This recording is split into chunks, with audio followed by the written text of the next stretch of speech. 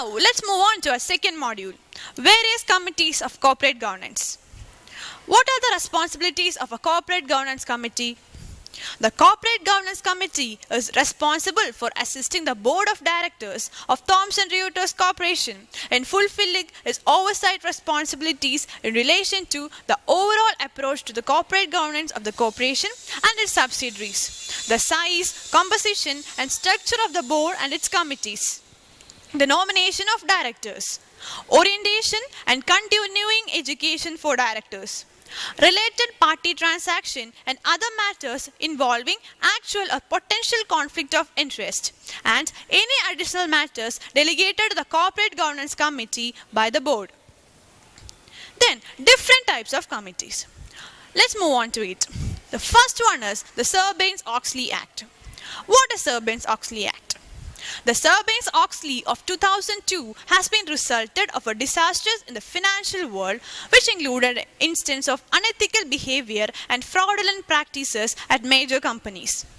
The Act has also revised corporate governance guidelines, new disclosure needs for the firms, established that some frauds will be considered federal crimes, and raised the criminal penalties for violating the securities. The next one is the Blue Ribbon Committee. This committee has been set up at the point of the time when many US companies resorted to improper and unlawful practices in financial reporting to their shareholders. The sponsors of the committee felt an urgent need to strengthen the role of audit committees that results in more transparent and reliable financial reporting process. The committee recommendations have been built on two factors. Firstly, an audit committee with actual practices and overall performance that reflects professionalism. Secondly, a legal framework that lay emphasis on transparency and accountability. The Blue Ribbon Committee in the USA has contributed remarkably in establishing the best concept of audit committees. Next one is the Cadbury Committee. The key highlighting of the Cadbury report has been the board and accounting aspect of governance. Major emphasis have been on need for fair and precise reporting of a company's progress to the shareholders, which is board's responsibility and subject to confirmation by the auditors. Some recommendations of the Cadbury Committee have been debatable. As per rules of this committee, corporates quoted on London Stock Exchange have been required to report annually to shareholders on the conformity with the code. The work of Cadbury Committee has laid down foundation for other committees. This process has been proceeded in three directions. First, the further development of the codes of practice. Second, exploration of wider governance issues. And the third is the drive for better governance practices from the enlightened company directors. Other one is the Greenbury Committee. Greenbury Committee was formed in 1994 by the Confederation of British Industry in response to growing concern at the level of salaries and bonuses being paid to senior executives. Major findings of this committee constitute recommendations regarding following points. First one, remuneration committees made up of non-executive directors and should also determine compensation packages for whole team of directors. Full disclosure and shareholders' approval for each executive compensation package. Performance-based remuneration. Compensation package set at a level that is necessary to attract, retain and motivate the top talented without being excessive.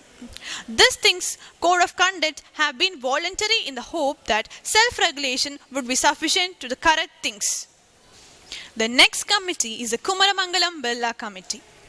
In early 1999, Securities and Exchange Board of India set up a committee under Sri Kumaramangal Birla to encourage and raise the standard of governance in the organization.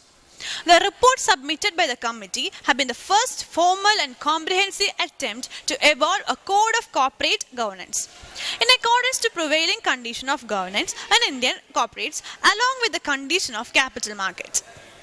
The committee's suggestions have to be recommending the suitable amendments to the companies which are listed to improve the standard of corporate governance regarding disclosure of both financial and non-financial data, frequency of financial and non-financial disclosures, responsibility of independent and executive directors.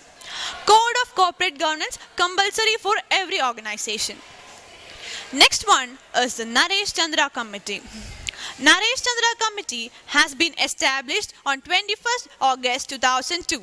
The Department of Company Affairs under the Ministry of Finance and Company Affairs appointed this committee to examine various aspects of corporate governance.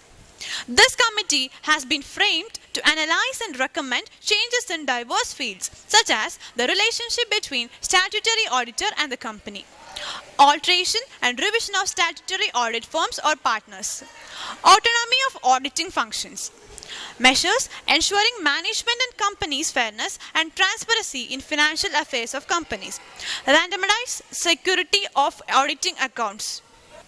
Next one is the Narayana Murthy Committee. There have been several corporate governance structures introduced, but there is no particular structure which can be chosen as being better than the others.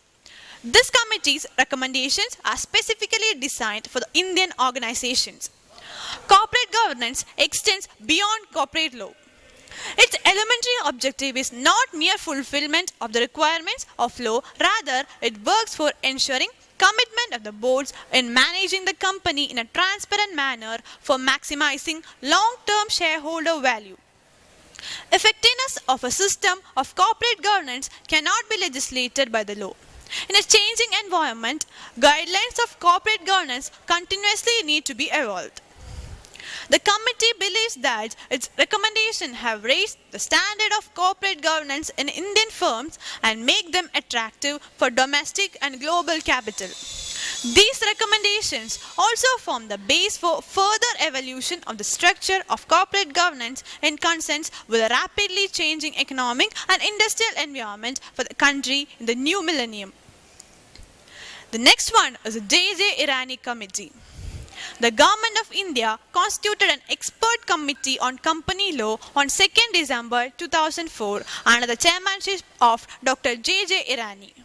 The effort has been made to make India globally competitive for attracting foreign exchange by suggesting systems in the Indian corporate environment which are transparent, simple and globally acceptable.